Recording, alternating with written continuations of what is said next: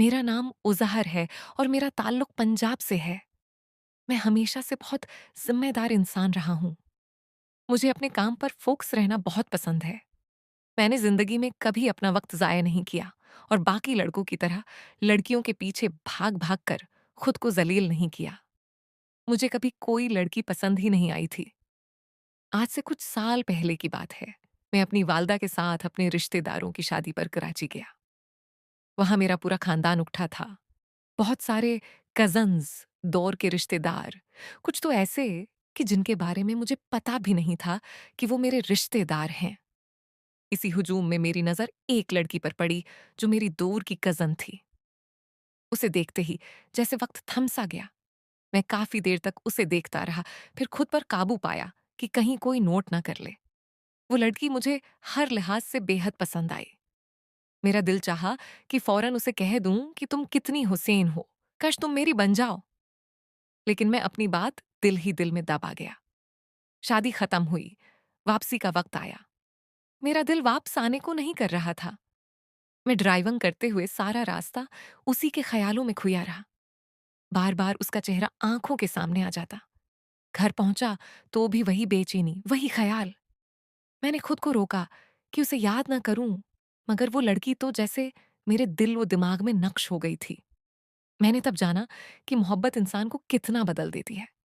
फिर एक दिन उम्मी ने कहा, बेटा, हम जिनके घर शादी पर गए थे ना, वहां एक और फंक्शन है। उन्होंने बहुत जोर दिया है, हमें दोबारा कराची जाना होगा।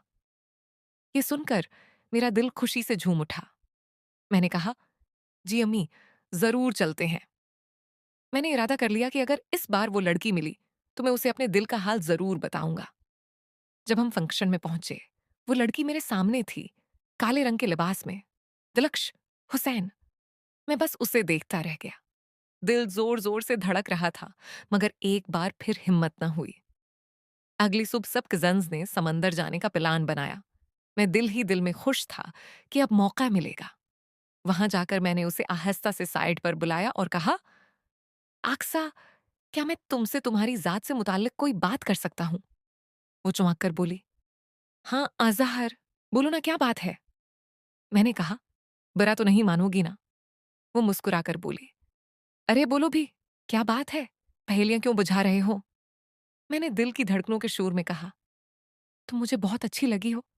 अगर मैं तुम्हें अपनी शरीकी हयात बनाना चाहूं तो तुम इनकार तो नहीं करोगी? ये सुनकर वो थोड़ी देर मुस्कुराई, फिर आहिस्ता से बोली, मुझे कोई ऐतराज नहीं। ये जमला सुनकर जैसे मेरी रूह में जिंदगी दौड़ गई। वो वहां से चली गई, मगर मैं वहीं खड़ा रह गया, समंदर के किनारे, जैसे जंत में हूं। ठंडी हुआ के झोंके मेरे दिल को मातर कर रहे थे।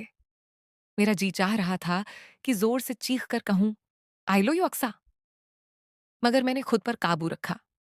उसके बाद हमने नंबर्स एक्सचेंज किए। वापसी पर मेरी हालत पहली बार से भी ज्यादा खराब थी। घर आने का दिल नहीं चाह रहा था, मगर तसल्ली ये थी कि अब रोज फोन पर बात होती थी। हमारी मोहब्बत दिन ब दिन बढ़ती जा रही थी। मैंने फौरन अपने घर वालों को रिश्ते के लिए कहा। मेरे घर वाले पहले नहीं माने, लेकिन अक्सा ने मेरा साथ नहीं छोड़ा। वो कहती रही, एक बार फिर समझाओ, वो मान जाएंगे। मैंने फिर कोशिश की और आखिरकार मेरे घर वाले मान गए। लेकिन अब मसला उसके घर वालों का था। उन्होंने इनकार कर दिया। हम दोनों बहुत परेशान हुए, मगर हिम्मत नहीं हारी। मैंने हर मुमकिन कोशिश की कि उसके घर वाले राजी हो जाएं, और अल्लाह का शुक्र है, आखिरकार वो भी मान गए। आज अल्हम्दुलिल्लाह हमारा निकाह हो चुका है। हम दोनों बहुत खुश हैं। एक्सा एक बेहतरीन लड़की है, मेरा साथ देने वाली, मोहब्बत करने वाली, और मेरे लिए रब की सबसे खूबसूरत नामत। मैं खुद को दुनिया का सबसे खुशकिस्मत इंसान समझता हूँ, जिसे उसकी मोहब्बत हमेशा के लिए मिल गई। अल्हम्दुलिल्लाह।